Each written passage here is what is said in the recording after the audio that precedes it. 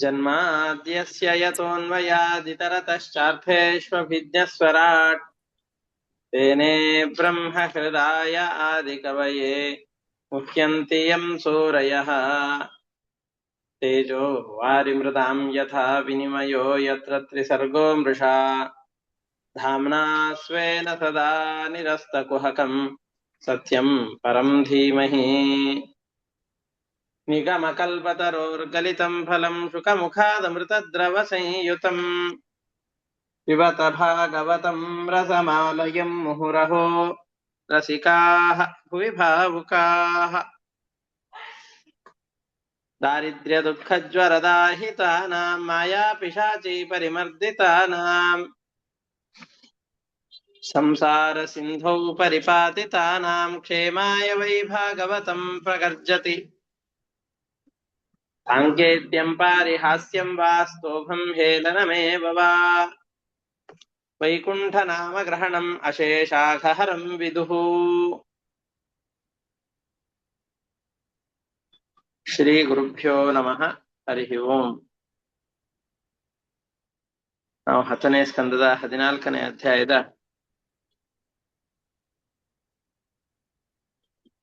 30ನೇ ಶ್ಲೋಕದ ಭಾವಾರ್ಥವನ್ನ ಗಮನಿಸ್ತಾ ಇದ್ದೇವೆ.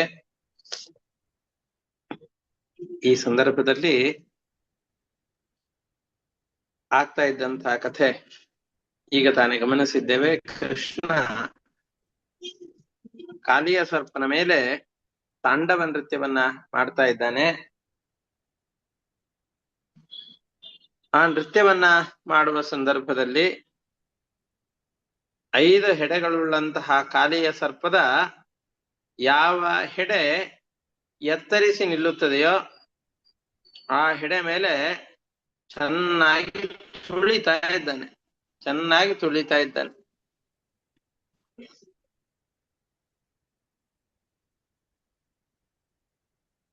ಈ ಛತ್ರಿಯ ಆಕಾರದಲ್ಲಿ ಅದರ ಹೆಡೆಗಳೆಲ್ಲ ಇತ್ತು. ಚೆನ್ನಾಗಿ ಹಾಡ್ತಾ ಇದ್ದಾರೆ, ಮೃದಂಗವನ್ನು ನುಡಿಸ್ತಾ ಇದ್ದಾರೆ.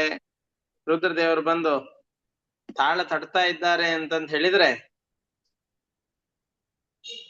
ಕುಣಿಯವರಿಗೆ ಮತ್ತಷ್ಟು ಅದರಲ್ಲಿ ಉತ್ಸಾಹ ಬರುತ್ತೆ. ಅಷ್ಟೇ ಅಲ್ಲ, ಹೆಡೆ ಎತ್ತಿ ಹುಸುಗುಡ್ತಾ ಇದೆ. ಹಾಗಾಗಿ ಇದರ ಮದವನ್ನ ಇಳಿಸದೇನೆ ವಿರಮಿಸಲಾರೆ ಅಂತ ಕೃಷ್ಣ ಚೆನ್ನಾಗಿ ಛತ್ರಿಯ ಆಗಿರುವಂತಹ ಹೆಡೆಗಳನ್ನ ಮುರಿತಾ ಇದ್ದಾನೆ.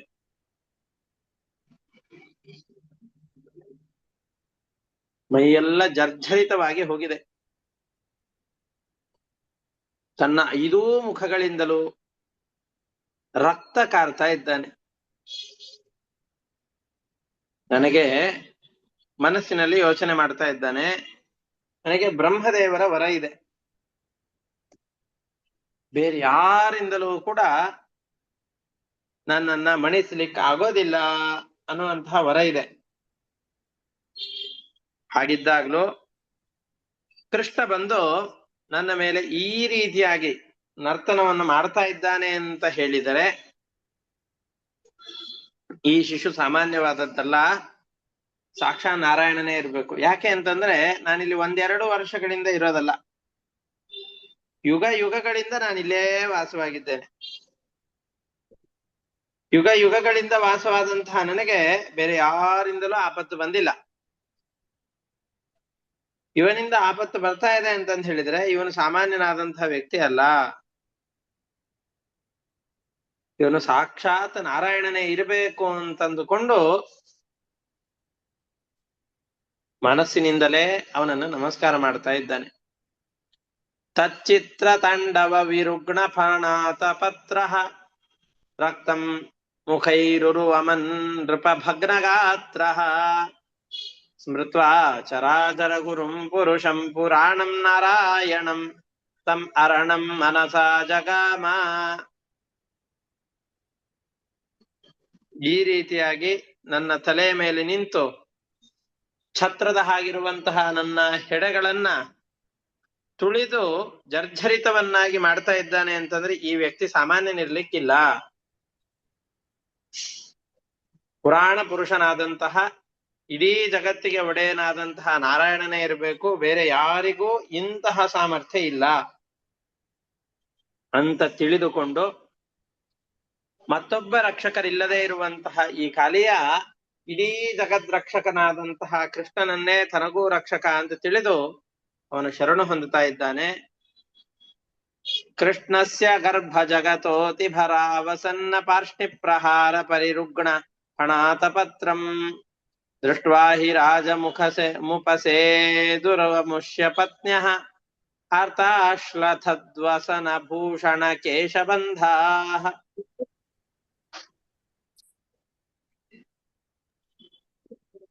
ಇಡೀ ಜಗತ್ತನ್ನ ತನ್ನ ಉದರದಲ್ಲಿ ಧರಿಸಿದ್ದಾನೆ. ಇಡೀ ಜಗತ್ತು ಕೃಷ್ಣನ ಆ ಪುಟ್ಟದಾದ ಹೊಟ್ಟೆಯ ಒಳಗಡೆಯಲ್ಲಿ ಸೇರಿಕೊಂಡು ಬಿಟ್ಟಿದೆ.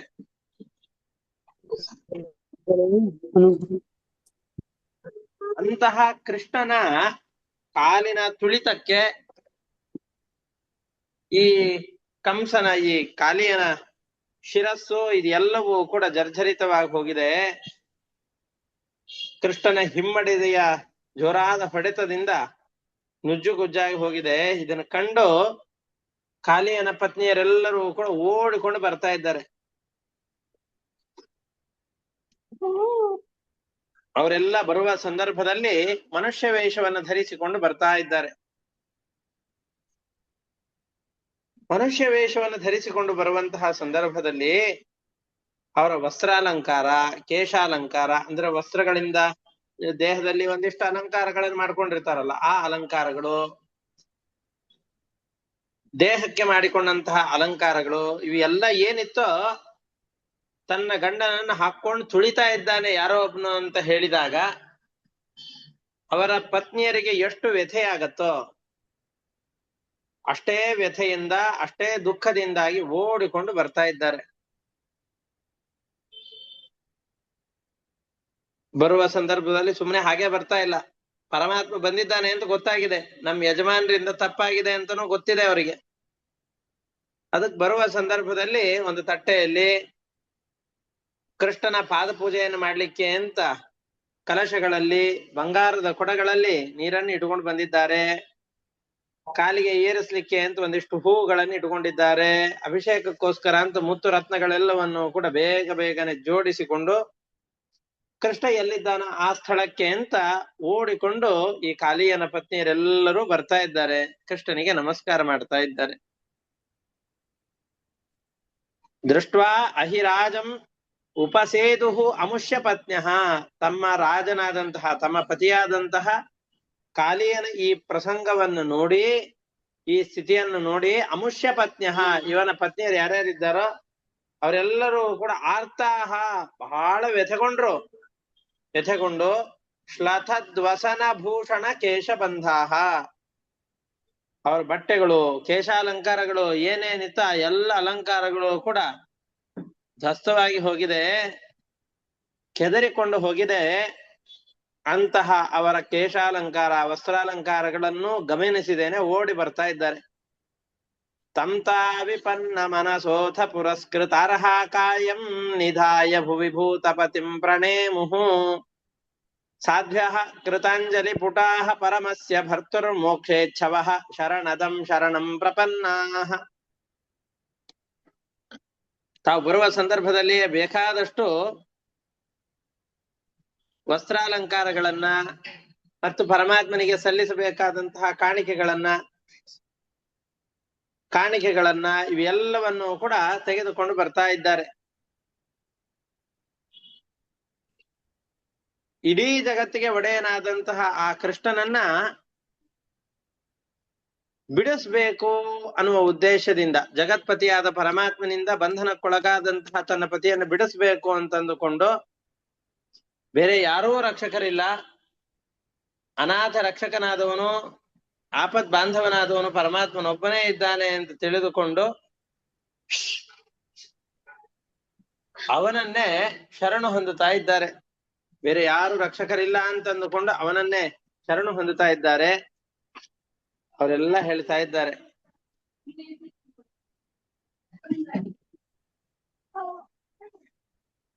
ನೀನು ಅವ್ರು ಮೊದಲಿಗೆ ಬಂದು ನಮ್ಮ ಗಂಡನನ್ನು ಬಿಡು ಅಂತ ಕೇಳಿಲ್ಲ ಅವ್ರು. ನೀನ್ ಮಾಡಿದ್ ಸರಿ ಅಂತ ಕೃಷ್ಣನಿಗೆ ಹೇಳ್ತಾ ಇದ್ದಾರೆ. ನೀನ್ ಮಾಡಿದ್ದು ಸರಿಯಾಗಿದೆ. ಕೃಷ್ಣ ಏನ್ ಮಾಡಿದಾನೆ? ಅಪರಾಧ ಮಾಡಿರುವಂತಹ ನನ್ನ ಪತಿಯನ್ನ ಚೆನ್ನಾಗಿ ದಂಡಿಸ್ತಾ ಇದ್ದೀಯಾ? ಏನ್ ಅಪರಾಧ ಮಾಡಿದ್ದಾನೆ? ಅಮಾಯಕವಾದಂತಹ ಪ್ರಾಣಿಗಳು ಸಾಯುವ ಹಾಗೆ ತನ್ನ ವಿಷದ ಫೂತ್ಕಾರದಿಂದಾಗಿ ಇಡೀ ಯಮುನೆಯ ಮಡುವನ್ನ ವಿಷಪೂರಿತವನ್ನಾಗಿ ಮಾಡಿದ್ದಾನೆ. ಕೃಷ್ಣ, ನಿನ್ನ ಈ ಒಂದು ಅವತಾರ ಅಲ್ಲ, ನಿನ್ನ ಯಾವ ಯಾವ ಅವತಾರಗಳಿವೆಯೋ ಆ ಎಲ್ಲ ಅವತಾರಗಳು ಕೂಡ ದುಷ್ಟರ ದಮನಕ್ಕೋಸ್ಕರವಾಗಿಯೇ ಇರುವಂತಹದ್ದು. ನೀನ್ ಯಾರೇ ಶತ್ರುಗಳಿರ್ಲಿ, ಮಿತ್ರರಿರ್ಲಿ, ದ್ವೇಷಿಗಳಿರ್ಲಿ, ಮತ್ತೊಬ್ಬರಿರ್ಲಿ, ಯಾರೇ ಆಗ್ಲಿ, ಅವ್ರು ಎಲ್ಲರನ್ನೂ ಕೂಡ ಅನುಗ್ರಹ ಮಾಡೋದು, ನಿಗ್ರಹ ಮಾಡೋದು ಅವ್ರು ಮಾಡಿದ ಪಾಪದ ಫಲವಾಗಿಯೇ ಹೊರತಾಗಿ ನಿನಗೆ ಯಾರ ಮೇಲೂ ಕೂಡ ಡಿಸ್ಕ್ರಿಮಿನೇಷನ್ ಅಥವಾ ಇವ್ರು ನಮ್ಮವರು ಇವ್ರು ಪರದವರು ಅಂತ ನಿನಗೆ ವಿಭಾಗಗಳಿಲ್ಲ. ಇದೆಲ್ಲ ನಮಗೆ ಅನುಗ್ರಹ ರೂಪವೇ ಆಗಿದೆ. ನೀನ್ ನಮಗೆ ನನ್ನ ಗಂಡನಿಗೆ ಈಗ ದೊಡ್ಡ ಶಿಕ್ಷೆಯನ್ನು ಕೊಟ್ಟಿದ್ದೆ ಅಂತಂದು ಹೇಳಿ ನನಗೆ ನಿನ್ ಮೇಲೆ ಸಿಟ್ಟಿಲ್ಲ. ಒಂದು ಮಾತಿದೆ,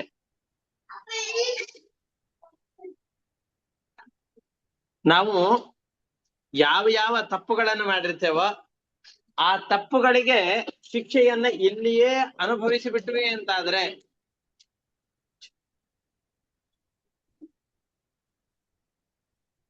ಆವಾಗ ಪರಲೋಕದಲ್ಲಿ ಅದಕ್ಕೆ ಪಾಪಗಳಿಗೆ ಶಿಕ್ಷೆ ಇರೋದಿಲ್ಲ. ನಮ್ಮ ಪತಿ ಈಗ ದೊಡ್ಡ ದೊಡ್ಡ ಅಪರಾಧಗಳನ್ನೇ ಮಾಡಿದ್ದಾನೆ. ಮಾಡಿದ ಅಪರಾಧಗಳಿಗೆ ನೀನೀಗ ಶಿಕ್ಷೆಯನ್ನು ಕೊಟ್ಬಿಟ್ಟೆ ಅಂತಾದ್ರೆ ಪ್ರಾಯಶ್ಚಿತ್ತವನ್ನ ಈಗ ಅನುಭವಿಸಿದ ಹಾಗಾಯ್ತು. ನಾವು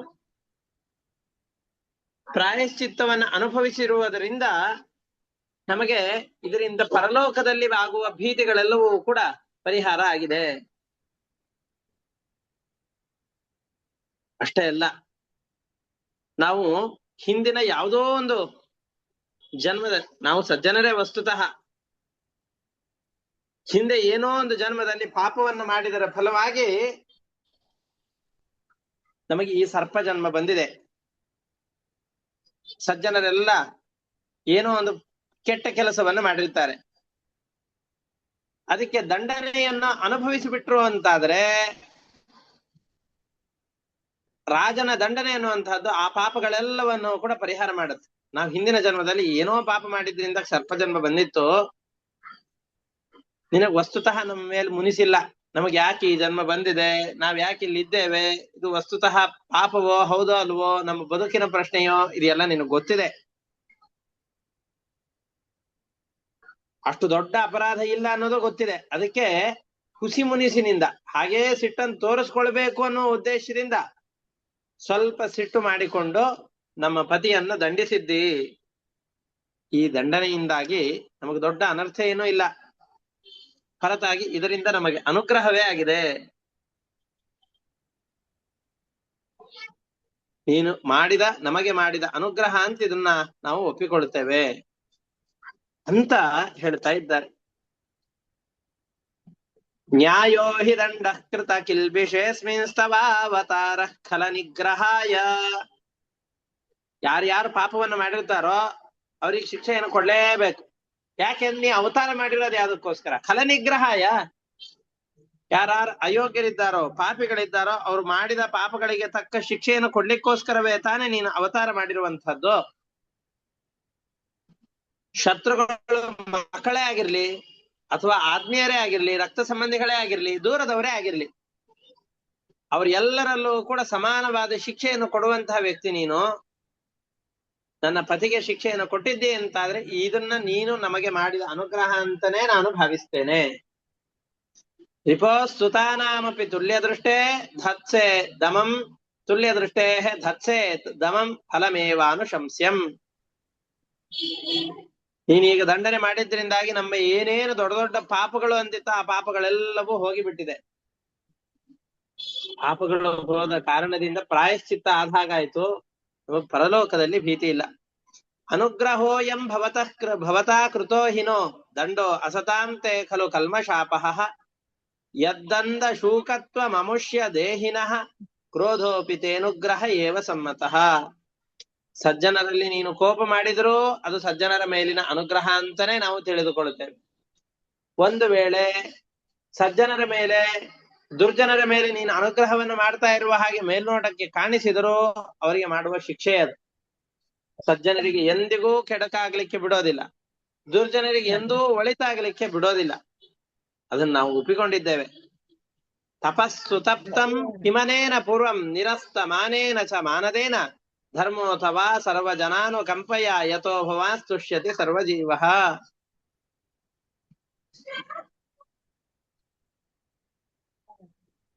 ನನ್ನ ಪತಿಯಾದಂತಹ ಈ ಕಾಲಿಯ ಇದ್ದಾನಲ್ಲ,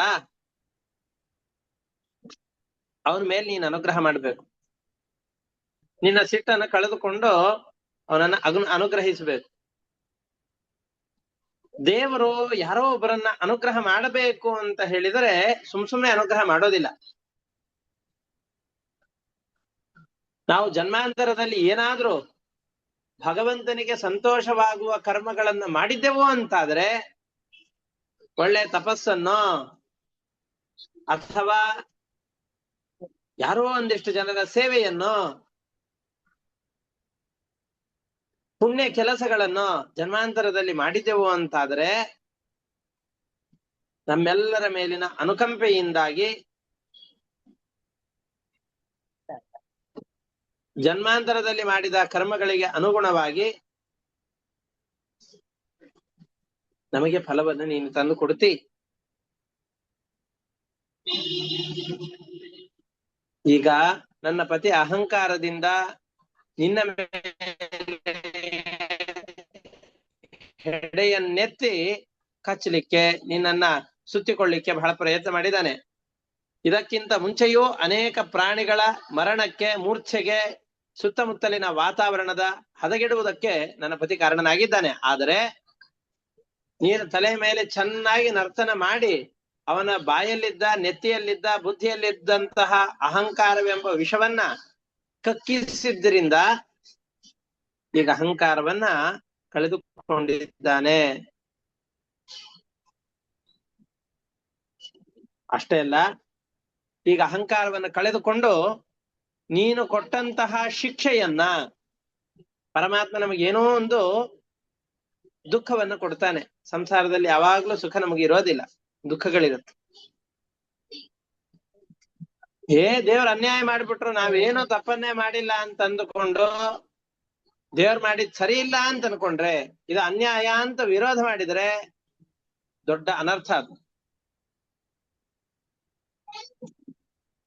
ಪರಮಾತ್ಮ ನಮಗೇನೋ ಶಿಕ್ಷೆಯನ್ನು ಕೊಟ್ಟಾಗ ನಮ್ಮ ಜನ್ಮಾಂತರದಲ್ಲಿ ಮಾಡಿದ ಪಾಪಕರ್ಮಗಳ ಫಲವಾಗಿ ಈ ಶಿಕ್ಷೆಯನ್ನು ಪರಮಾತ್ಮ ಕೊಟ್ಟಿದ್ದಾನೆ ಅಂತ ತಿಳಿದುಕೊಂಡು ವಿನಮ್ರವಾಗಿ ಅದನ್ನ ಸ್ವೀಕಾರ ಮಾಡಿದೆವು ಅಂತಾದರೆ ಪರಮಾತ್ಮ ಇನ್ನೂ ಏನು ದೊಡ್ಡ ಅನರ್ಥ ಆಗ್ಬೇಕಾಗಿತ್ತೋ ಏನೋ ಗೊತ್ತಿಲ್ಲ, ಇಷ್ಟೇ ಅನರ್ಥದಲ್ಲಿ ನಮಗಾಗಬೇಕಾದಂತಹ ದೊಡ್ಡ ಅನಾಹುತವನ್ನು ತಪ್ಪಿಸಿದ್ದೇ ಅಂತಂದುಕೊಂಡು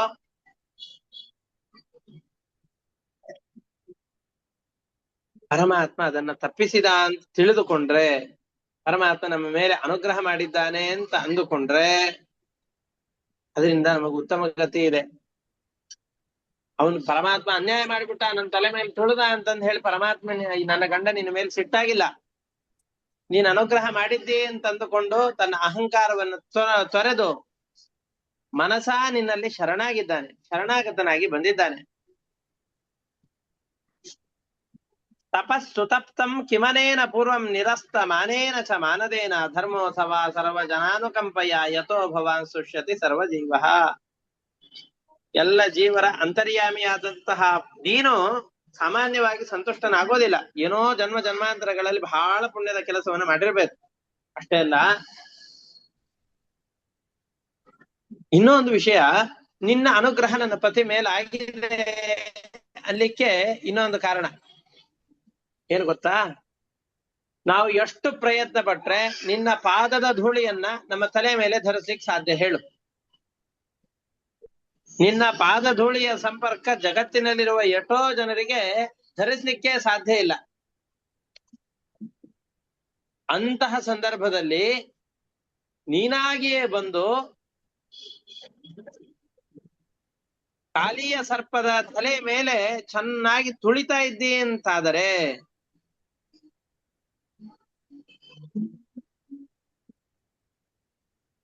ತುಳಿದು ಇದರ ಫಲವಾಗಿ ಅವನನ್ನ ಅನುಗ್ರಹ ಮಾಡ್ತಾ ಇದ್ದೆ ಅಂತ ಆದ್ರೆ ನಿನ್ನ ಪಾದ ಧೂಳಿನ ಸ್ಪರ್ಶ ಅಥವಾ ನಿನ್ನ ಪಾದದ ಸ್ಪರ್ಶ ಇವನಿಗೆ ಬಂತಲ್ಲ,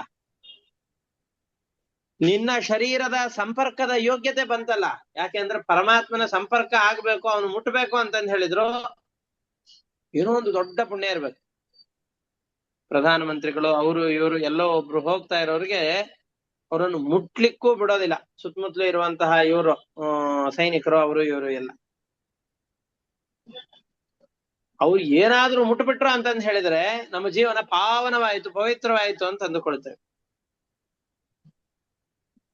ಹಾಗಿದ್ದಾಗ ಇಡೀ ಜಗದೊಡೆಯನಾದಂತಹ ಪರಮಾತ್ಮನ ಸ್ಪರ್ಶ ನನ್ನ ಪತಿಗೆ ಆಗ್ಬೇಕು ಅಂತ ಹೇಳಿದ್ರೆ ಯಾವುದೋ ಜನ್ಮದಲ್ಲಿ ನನ್ನ ಗಂಡ ತುಂಬಾ ಪುಣ್ಯವನ್ನು ಮಾಡಿದ್ದಾನೆ, ಆ ಪುಣ್ಯದ ಫಲವಾಗಿ ಇಷ್ಟು ದೊಡ್ಡದಾದಂತಹ ಅನುಗ್ರಹ ನಿನ್ನಿಂದ ಅವನ ಮೇಲಾಗಿದೆ.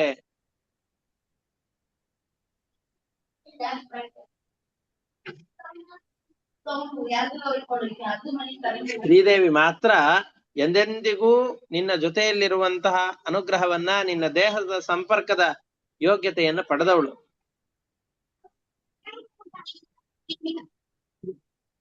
ಅಂತಹ ಶ್ರೀದೇವಿ, ಇಡೀ ಜಗತ್ತಿಗೆ ಸಂಪತ್ಕರಳಾದಂತಹ ಶ್ರೀದೇವಿಯು ಕೂಡ ಯಾವ ಪರಮಾತ್ಮನ ಅಂಗಸಂಗವನ್ನ ಬಯಸ್ತಾಳೋ ಅಂತಹ ಪರಮಾತ್ಮನ ಪಾದದ ಸಂಪರ್ಕ ನನ್ನ ಗಂಡನಿಗಾಗಿದೆ ಅಂತಾದರೆ ನನ್ನ ಗಂಡ ಎಷ್ಟು ಪುಣ್ಯ ಮಾಡಿರ್ಬೇಕು. ಅವ್ನು ಮಾಡಿದ್ದ ಎಷ್ಟೇ ಕೆಟ್ಟ ಕೆಲಸ ಇರ್ಲಿ ಅದು ಒಂದು ಹೊತ್ತಿಗೆ ಆದರೂ ನನ್ನ ಗಂಡನಿಗೆ ಎಷ್ಟು ಪುಣ್ಯದ ಪ್ರಭಾವ ಇದೆ ಅಂದ್ರೆ ನಿನ್ನ ಪಾದದ ಸಂಪರ್ಕ ಆಗಿದೆ ಅಂತ ಹೇಳ್ತಾ ಇದ್ದಾಳೆ. ಕಸ್ಯಾನುಭಾವೋಸ್ಯ ನ ದೇವ ವಿದ್ಮಹೇ ತವಾಂಘ್ರಿರೇಣು ಸ್ಪರ್ಶಾಧಿಕಾರ ಯದ್ವಾಂಛಯ ಶ್ರೀ ಲಲನಾಚರತ್ತಪಃ. ಯಾವ ಪರಮಾತ್ಮನ ಪಾದದ ಸಂಪರ್ಕ ಬೇಕು ಅಂತ ಲಕ್ಷ್ಮೀದೇವಿಯ ಮೊದಲಾದ ದೇವಾನುದೇವತೆಗಳು ಕೋಟಿ ಕೋಟಿ ವರ್ಷಗಳ ಕಾಲ ತಪಸ್ಸನ್ನ ಆಚರಿಸಿ ಪರಮಾತ್ಮನ ಸಂಪರ್ಕ ಆಗಬೇಕು, ಪರಮಾತ್ಮನ ಶರೀರದ ದೇಹಗಳ ಅವಯವಗಳ ಸಂಪರ್ಕ ಆಗಬೇಕು ಅಂತ ಬಯಸ್ತಾರೋ, ಉಳಿದವರು ಎಷ್ಟೇ ಪ್ರಯತ್ನಿಸಿದರೂ ಯಾವ ಪರಮಾತ್ಮನ ಅಂಗಸಂಗವನ್ನ ಪಡೆಯಲಿಕ್ಕೆ ಸಾಧ್ಯ ಇಲ್ವೋ ಅಂತಹ ಪರಮಾತ್ಮನ ಪಾದದ ಸಂಪರ್ಕ ನನ್ನ ಪತಿಗಾಗಿದೆ ಅಂತಾದ್ರೆ ಇವನು ಸಾಮಾನ್ಯ ಪುಣ್ಯವನ್ನು ಗಳಿಸಿದವನಲ್ಲ. ಇಷ್ಟೇ ಅಲ್ಲ, ಈಗ ನಿನ್ನ ಪಾದದ ಸಂಪರ್ಕ ನನ್ನ ಪತಿಗಾಯ್ತಲ್ಲ, ಇನ್ನು ಮುಗಿದೋಯ್ತು. ಅವರಿಗೆ ಜಗತ್ತಿನಲ್ಲಿ ಬೇರೆ ಯಾವುದರ ಅಪೇಕ್ಷೆಯೂ ಇಲ್ಲ. ಪರಮಾತ್ಮನ ಪಾದದ ಸಂಪರ್ಕವಾಗಿ ಯಾರು ಪರಮಾತ್ಮನ ಭಕ್ತರು ಅಂತ ಜಗತ್ತಿನಲ್ಲಿ ಗುರುತಿಸಲ್ಪಟ್ಟಿದ್ದಾರೋ ಅಂತಹ ವ್ಯಕ್ತಿಗಳು ಸ್ವರ್ಗ ಬೇಕಾ ಅಂತ ಕೇಳಿದ್ರೆ ಬೇಡ ಅಂತ ಕರೀತಾರೆ. ಈಗ ಯಾವುದೋ ಒಂದು ಭರ್ಜರಿಯಾಗಿ ಷಡ್ರಸಾನ್ನಗಳನ್ನ, ನೂರಾರು ಖಾದ್ಯಗಳು, ಪೇಯಗಳು, ಇದೆಲ್ಲವನ್ನು ಕೂಡ ಯಾರೋ ಒಂದು ಭರ್ಜರಿಯಾಗಿ ಭೋಜನದ ವ್ಯವಸ್ಥೆಯನ್ನು ಮಾಡಿರ್ತಾರೆ. ಕಂಠಮಟ್ಟ ಹೊಟ್ಟೆ ಬಿರಿಯುವಷ್ಟು ತಿಂದಾದ್ಮೇಲೆ ಯಾರೋ ಒಬ್ರು ಬಂದು ಗಂಜಿ ಊಟ ಮಾಡ್ತೀಯೇನೋ ಅಂತ ಕೇಳಿದ್ರೆ ಮಾಡ್ತೇವೇನೋ, ಅಂಬಲಿಯನ್ನು ಕುಡಿತೀಯೋ ಅಂತ ಕೇಳಿದ್ರೆ ಕುಡಿಲಿಕ್ಕೆ ಸಾಧ್ಯವೇನೋ. ಅವನು ರುಚಿಕರವಾದ ಆಹಾರದ ರುಚಿಯನ್ನ ಸವಿದಿದ್ದಾನೆ ನಾಲಿಗೆಯಿಂದ, ಹೊಟ್ಟೆಯೂ ತುಂಬಿದೆ, ಬೇರೆ ಇಂತಹದ್ದನ್ನು ಹೇಳಿದ್ರೆ ಅವನು ಬಯಸೋದೇ ಇಲ್ಲ. ಉದಾಹರಣೆಗೆ ನಾವು ಅಶ್ವತ್ಥಾಮಾಚಾರ್ಯರ ಹಾಲನ್ನ ನಾವು ಕಥೆಯನ್ನು ಕೇಳಿದವಲ್ಲ ಹಿಂದೆ, ಅವನು ಪ್ರತಿ ದಿವಸದಲ್ಲಿ ಹಿಟ್ಟಿನ ನೀರನ್ನೇ ಹಾಲು ಅಂತ ಕುಡಿತಾ ಇದ್ದ ಪಾಪ. ಅಂತಹ ಅವನು ದುರ್ಯೋಧನನ ದೆಸೆಯಿಂದ ಅವನು ನಿಜವಾದ ಹಾಲು ಸಿಕ್ಕಾಗ ಮನೆಯಲ್ಲಿ ಬಂದು ಹಿಟ್ಟಿನ ಹಾಲನ್ನು ಕೊಟ್ಟಾಗ ತಾಯಿ ಇದು ಬೇಡ ಅಂತ ತಿರಸ್ಕಾರ ಮಾಡಿದನಲ್ಲ. ಯಾಕೆ? ನಿಜವಾದ ಹಾಲಿನ ರುಚಿ ಏನು ಅಂತ ಗೊತ್ತಿದೆ ಅವನಿಗೆ. ಹಾಗೆ ಪರಮಾತ್ಮ ನಿನ್ನ ಪಾದದ ಧೂಳಿಯನ್ನ ಆಶ್ರಯಿಸಿದ್ದಾನೆ ಈಗ ನನ್ನ ಗಂಡ. ಅವನಿಗೆ ಜಗತ್ತಿನ ಯಾವ ಸ್ವರ್ಗಾದಿಗಳ ಅಪೇಕ್ಷೆ ಆಗ್ಲಿ, ಸಾರ್ವಭೌಮ ಪದವಿ ಆಗ್ಲಿ, ಬ್ರಹ್ಮ ಪದವಿ ಆಗ್ಲಿ, ಸರ್ಪಗಳಿಗೆ ಪಾತಾಳ ಲೋಕದ ಆಧಿಪತ್ಯ ಇದೆ. ಆ ಆಧಿಪತ್ಯವಾಗ್ಲಿ ಯಾವುದೋ ಬೇಡ. ಕೊನೆಗೆ ಮೋಕ್ಷವನ್ನು ಕೂಡ ಸುಖಕ್ಕೋಸ್ಕರ ಅವರು ಬಯಸೋದಿಲ್ಲ. ಏನನ್ನ ಬಯಸಿದ್ರು ಅಲ್ಲಿ ಅವ್ರದ್ದು ಒಂದು ಪ್ರಶ್ನೆ ಏನು ಅಂತಂದ್ರೆ, ಆಯ್ತು ನೀ ಎಲ್ಲಿ ಹೇಳ್ತೀವೋ ಅಲ್ಲಿಗೆ ಹೋಗ್ತೀವಿ, ಪರಮಾತ್ಮನ ಸಂಪರ್ಕ ಇರುತ್ತೇನಯ್ಯ ಅಲ್ಲಿ ಅಂತ ಪರಮಾತ್ಮನ ಸಂಪರ್ಕ ಒಂದನ್ನೇ ಅಪೇಕ್ಷಿಸಿಕೊಂಡು ಅವರು ಬದುಕುತ್ತಾರೆ ಹೊರತಾಗಿ ಬೇರೊಂದನ್ನ ಆಶ್ರಯಿಸೋದಿಲ್ಲ. ಯಾವ ಪರಮಾತ್ಮನ ಪಾದದ ಧೂಳಿನ ಸಂಪರ್ಕವಾದರೋ ಅಂತಹ ನಿನ್ನ ಪಾದದ ಧೂಳಿನ ಸಂಪರ್ಕ ಅವನ ತಲೆಯ ಮೇಲೆ, 5 ತಲೆಯ ಮೇಲೆ ಚೆನ್ನಾಗಿ ಆಗಿದೆ. ಅಷ್ಟೇ ಅಲ್ಲ, ನನ್ನ ಪತಿ ನಿನ್ನ ಶರೀರವನ್ನು ಪೂರ್ತಿಯಾಗಿ ಗಟ್ಟಿಯಾಗಿ ಹಿಡಿದುಕೊಂಡಿದ್ದ, ಆಲಿಂಗನವಾದ ಹಾಗಾಗಿದೆ. ಇನ್ನೇನು ಬೇಕಾ ಸೌಭಾಗ್ಯ ಇವನಿಗೆ. ಇಡೀ ಜೀವನ ಅವನದ್ದು ಸಾರ್ಥಕವಾಗಿ ಹೋಗಿದೆ. ನ ನಾಕಪೃಷ್ಟಂ ನ ಚ ಪಾರಮೇಷ್ಟ್ಯಂ ನ ಸಾರ್ವಭೌಮಂ ನ ರಸಾಧಿಪತ್ಯಂ ನ ಯೋಗ ಸಿದ್ಧಿ ಅಪುನರ್ಭವಂ ವಾ ವಾಂಛಂತಿ ತ್ವತ್ಪಾದ ರಜಃ ಪ್ರಪನ್ನಾಹ. ಯಾರು ಪರಮಾತ್ಮನ ಪಾದದ ಧೂಳಿನ ಸಂಪರ್ಕವನ್ನು ಪಡೆದಿದ್ದಾರೋ ಅಂತಹವರು ಜಗತ್ತಿನಲ್ಲಿ ಯಾವ ಸಂಪತ್ತುಗಳನ್ನು ಕೂಡ ಬಯಸೋದಿಲ್ಲ. ನಾವೆಲ್ಲ ಈ ಹುಟ್ಟು ಸಾವುಗಳು ಇವುಗಳ ಮಧ್ಯದಲ್ಲಿ ತಿರುಗುತ್ತಾ ಇದ್ದೇವೆ.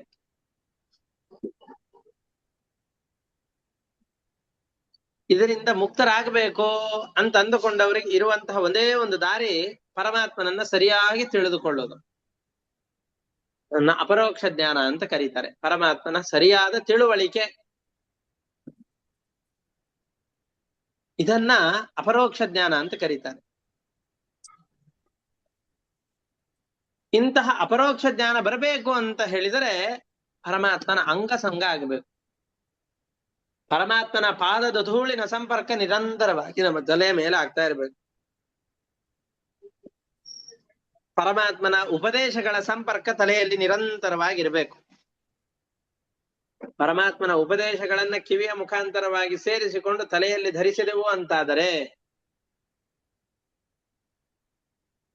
ಪರಮಾತ್ಮನ ಸನ್ನಿಹಿತವಾದಂತಹ ಮೂರ್ತಿಗಳಿಗೆ, ಶಾಲಗ್ರಾಮಾದಿ ಶಿರಗಳಿಗೆ ಅಭಿಷೇಕವನ್ನ ಮಾಡಿ ಅಭಿಷೇಕಿಸಿದ ಆ ನೀರನ್ನ ತೀರ್ಥದ ರೂಪದಲ್ಲಿ ತೆಗೆದುಕೊಂಡು ದೇಹವನ್ನು ಪವಿತ್ರವನ್ನಾಗಿ ಮಾಡಿಕೊಂಡ್ರೆ, ಪರಮಾತ್ಮನಿಗೆ ನಿವೇದಿಸಿದಂತಹ ಆಹಾರ ಪದಾರ್ಥಗಳನ್ನ, ಪರಿಶುದ್ಧವಾದಂತಹ ಆಹಾರ ಪದಾರ್ಥಗಳನ್ನು ತಿಂದರೆ,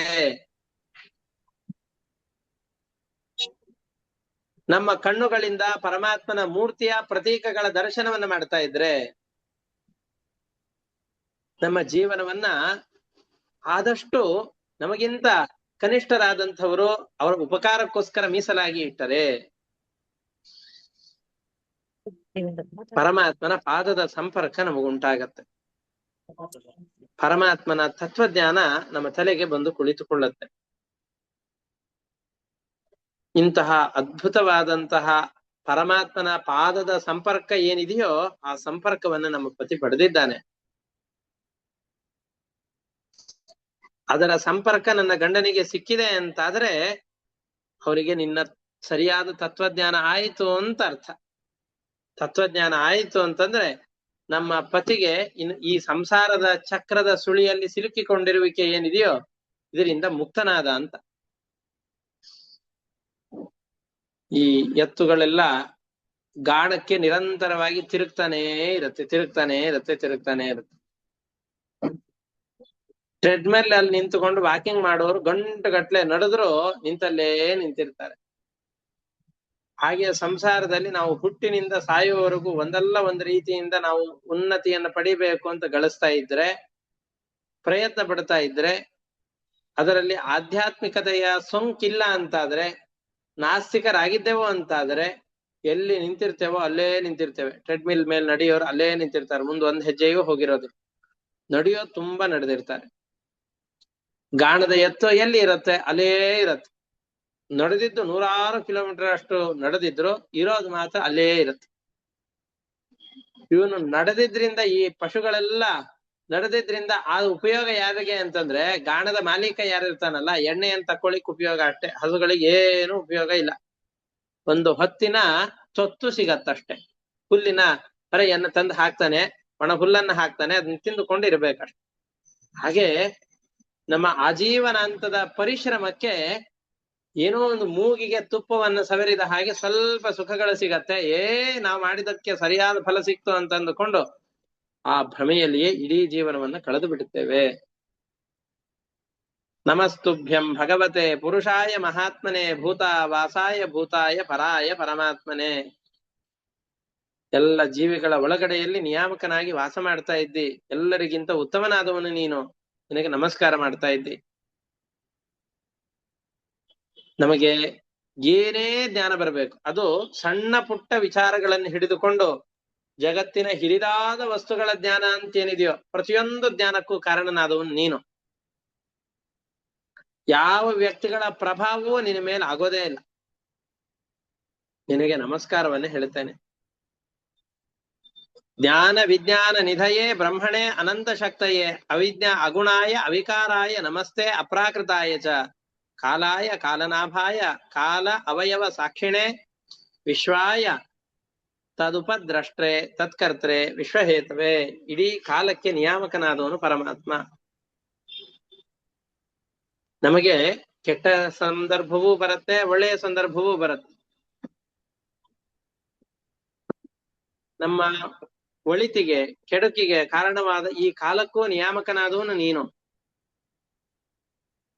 ಜಗತ್ತಿನಲ್ಲಿ ನಾನಾ ವಿಧವಾದ ಮಾತುಗಳನ್ನ ಒಬ್ಬೊಬ್ಬರು ಆಡ್ತಾ ಇರ್ತಾರೆ. ದೇವರೇ ಇಲ್ಲ, ದೇವರಿದ್ರು ಅವನ ಸ್ವರೂಪವನ್ನು ಒಂದೊಂದು ರೀತಿಯಾಗಿ ನಿರೂಪಣೆ ಮಾಡ್ತಾ ಇರ್ತಾರೆ. ಸರಿಯಾಗಿ ದೇವರ ಸ್ವರೂಪವನ್ನು ತಿಳಿದವರು ಬಹಳ ಅಪರೂಪ.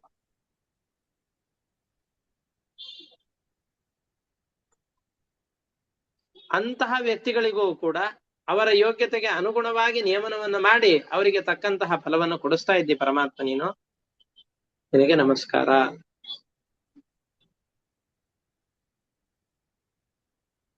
ನಮ್ಮ ಇಂದ್ರಿಯ ಬುದ್ಧಿ ಮನಸ್ಸು ಯಾವ್ಯಾವ ಪಂಚ ಪ್ರಾಣೇಂದ್ರಿಯಗಳು ಪಂಚ ಜ್ಞಾನೇಂದ್ರಿಯಗಳು ಅಂತ ಏನೇನಿವೆ ಇವು ಎಲ್ಲದಕ್ಕೂ ನಿರೂಪಕನಾಗಿ ನಿಯಾಮಕನಾಗಿ ಒಳಗಡೆಯಲ್ಲಿದ್ದಿ.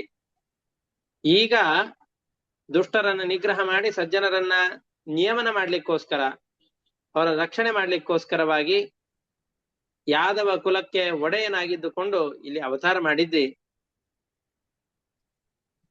ನಿನಗೆ ನಮಸ್ಕಾರ ಅಂತ ಅನೇಕ ಮಾತುಗಳಿಂದ ಅವನ ಸ್ತೋತ್ರವನ್ನು ಮಾಡ್ತಾ ಇದ್ದಾರೆ. ಇಲ್ಲಿಯವರೆಗೆ ಒಂದೇ ಒಂದು ಮಾತು ಕೂಡ ತಮ್ಮ ಪತಿಯನ್ನ ರಕ್ಷಿಸುವಂತ ಕೇಳದೇನೆ ಪರಮಾತ್ಮ ತಮ್ಮ ಪತಿಗೆ ಮಾಡಿದಂತಹ ಶಿಕ್ಷೆ ಏನಿದೆಯೋ ಇದು ಅನುಗ್ರಹ. ನಿನ್ನ ಪಾದದ ಸಂಪರ್ಕ ನನ್ನ ಗಂಡನಿಗೆ ಸಿಕ್ಕದ್ದು ದೊಡ್ಡದಾದಂತಹ ಅನುಗ್ರಹ ಮಾಡಿದ್ದಿ ನೀನು ಅಂತ ಅವನ ದೊಡ್ಡ ಗುಣಗಳನ್ನೇ ಹೇಳಿ ಪರಮಾತ್ಮನ ವೇದ ಪ್ರತಿಪಾದ್ಯವಾದ ಗುಣಗಳೆಲ್ಲವನ್ನು ಕೂಡ ಹೇಳಿ ಪರಮಾತ್ಮನ ನಮಸ್ಕಾರವನ್ನು ಮಾಡ್ತಾ ಇದ್ದಾರೆ. ನೀನಿಡೀ ಜಗತ್ತನ್ನ ನಿಯಮನ ಮಾಡುವಂತಹ ಶಕ್ತಿ, ಅಮೋಘವಾದ ಲೀಲೆಗಳಿದೆ. ನನ್ನ ಗಂಡ ತಪ್ಪನ್ನು ಮಾಡಿರಬಹುದು, ಎಷ್ಟೆಷ್ಟೋ ದೊಡ್ಡ ದೊಡ್ಡ ಅಪರಾಧಗಳನ್ನ ಕ್ಷಮಿಸುವಂತಹ ಪರಮಾತ್ಮನೇ ನೀನು ನನ್ನ ಗಂಡ ಮಾಡಿದಂತಹ ಅಪರಾಧಗಳನ್ನು ಮನ್ನಿಸಿ ಕರುಣಾಪೂರ್ಣವಾದಂತಹ ನಿನ್ನ ದೃಷ್ಟಿಯಿಂದ ಅವನನ್ನ ಉದ್ಧಾರ ಮಾಡು.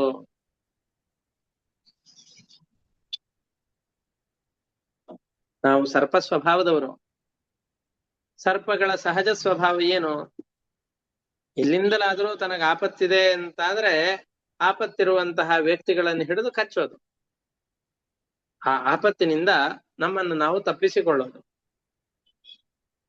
ಆ ಸ್ವಭಾವದಿಂದಾಗಿ ನಿನ್ನ ಮೇಲೆ ಆಕ್ರಮಣ ಮಾಡಿದ್ದಾನೆಯೇ ಹೊರತಾಗಿ ಸಹಜವಾಗಿ ಅವನಲ್ಲಿ ದುಷ್ಟತನ ಇಲ್ಲ.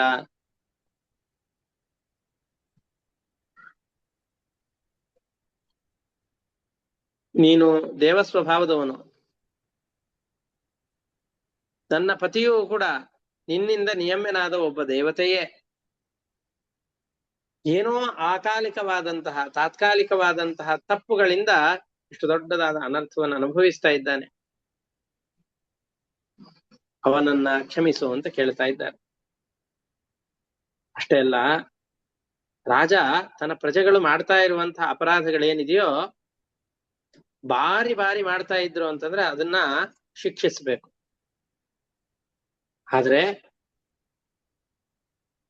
ಮೊದಲನೇ ಬಾರಿ ಏನಾದ್ರೂ ತಪ್ಪಾಗಿದೆ ಅಂತಾದ್ರೆ ರಾಜನಾದವನು ತನ್ನ ಸಹನ ಗುಣದಿಂದಾಗಿ ಅದನ್ನು ಸಹಿಸಬೇಕು. ಇದು ರಾಜನ ಕರ್ತವ್ಯ. ಇಡೀ ಜಗತ್ತಿಗೆ ಒಡೆಯನಾದವನು ನೀನು. ನಿನ್ನನ್ನ ಸರ್ವೋತ್ತಮ ಅಂತ ತಿಳಿಯದೇನೆ ನನ್ನ ಗಂಡ ದೊಡ್ಡ ಅಪರಾಧವನ್ನು ಮಾಡಿದ್ದಾನೆ. ಅವನು ಮಾಡಿದ ಈ ದೊಡ್ಡ ಅಪರಾಧವನ್ನ ಕ್ಷಮಿಸಿಬಿಡು. ಅಪರಾಧ ಸಕೃತ್ ಭರ್ತ್ರ ಸೋಢವ್ಯ ಸ್ವಪ್ರಜಾಕೃತ ಕ್ಷಂತುಮರ್ಹಸಿ ಶಾಂತಾತ್ಮನ್ ಮೂಢಸ್ಯ ತ್ವಾಂ ಅಜಾನತಃ. ನನ್ನ ಗಂಡ ಇನ್ನು ಸರ್ವೋತ್ತಮನಾದಂತಹ ಪುರುಷ ಅಂತ ತಿಳಿಯದೇನೆ ನಿನ್ನಲ್ಲಿ ಅಪಚಾರವನ್ನು ಮಾಡಿದ್ದಾನೆ. ಪ್ರಜೆಗಳು ಮಾಡುವಂತಹ ಅಪರಾಧವನ್ನ ರಾಜನಾದವನು ಒಂದು ಬಾರಿ ಕ್ಷಮಿಸಬೇಕು. ಸಕೃತ್ ಭರ್ತ್ರ ಸೋಢವ್ಯ ಅಪರಾಧ. ಅಪರಾಧವನ್ನ ಮಾಡದೇ ಇರೋರು ಯಾರಿದ್ದಾರೆ? ತಪ್ಪನ್ನು ಒಬ್ರಲ್ಲ ಒಬ್ರು ಒಂದಲ್ಲ ಒಂದು ತಪ್ಪನ್ನು ಮಾಡ್ತಾನೇ ಇರ್ತಾರೆ. ಪದೇ ಪದೇ ತಪ್ಪುಗಳನ್ನು ಮಾಡ್ತಾ ಇದ್ದಾಗ ಶಿಕ್ಷಿಸಬೇಕು. ಆದ್ರೆ ಅಪರಾಧ ಸಕೃತ್ ಭರ್ತ್ರ ಸೋಢವ್ಯ ಸ್ವಪ್ರಜಾಕೃತ. ತನ್ನ ಪ್ರಜೆಗಳು ಶಿಷ್ಟರೇ ಆದವರು ಏನೋ ಒಂದು ಬಾರಿ ತಪ್ಪನ್ನು ಮಾಡಿದ್ದಾರೆ ಅಂತಾದ್ರೆ ಆ ತಪ್ಪನ್ನ ರಾಜನಾದವನು ಸಹಿಸಬೇಕು. ನಿನ್ನ ನಿಜವಾದ ಸ್ವರೂಪವನ್ನು ತಿಳಿಯದೇನೆ ನಿನ್ನ ಮೇಲೆ ಆಕ್ರಮಣ ಮಾಡಿ ಎರಗಿದ್ದಾನೆ, ಆ ತಪ್ಪನ್ನ ಕ್ಷಮಿಸಿಬಿಡು. ದಯಮಾಡು ನೀನೇನಾದ್ರೂ ನನ್ನ ಪತಿಯನ್ನ ಅನುಗ್ರಹ ಮಾಡಿ ಬಿಡ್ಲಿಲ್ಲ ಅಂತಂದು ಹೇಳಿದ್ರೆ ರಕ್ತದ ವಾಂತಿಯನ್ನು ಮಾಡ್ತಾ ಇರುವಂತ ಅವನು ಸತ್ತೇ ಹೋಗ್ಬಿಡ್ತಾನೆ.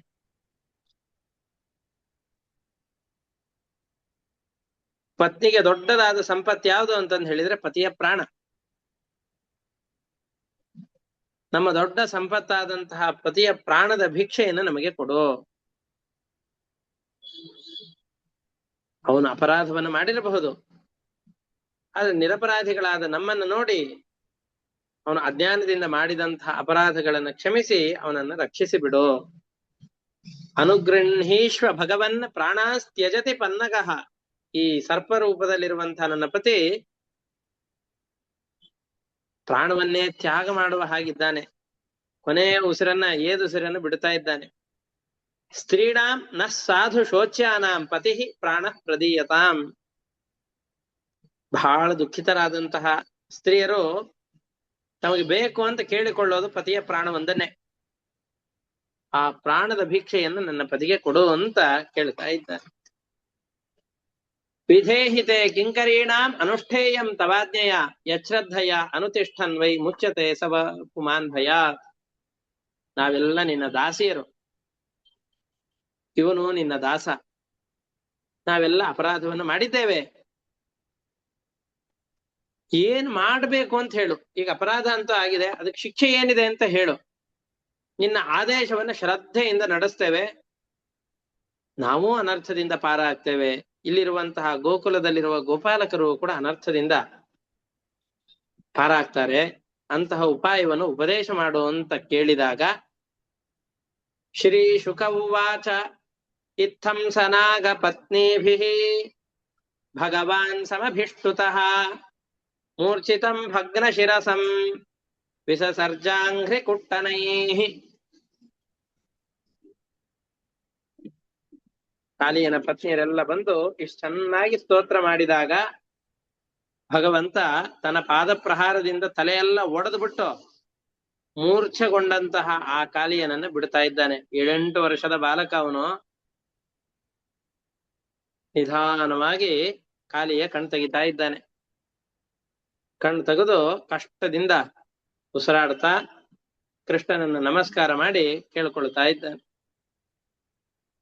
ಪ್ರತಿಲಬ್ಧೇಂದ್ರಿಯ ಪ್ರಾಣ ಕಾಲೀಯ ಶನಕೈರ್ಹರಿಂ ಕೃಚ್ರಾತ್ ಸಮುಚ್ಛ್ವಸನ್ ದೀನಃ ಕೃಷ್ಣಂ ಪ್ರಾಹ ಕೃತಾಂಜಲಿ.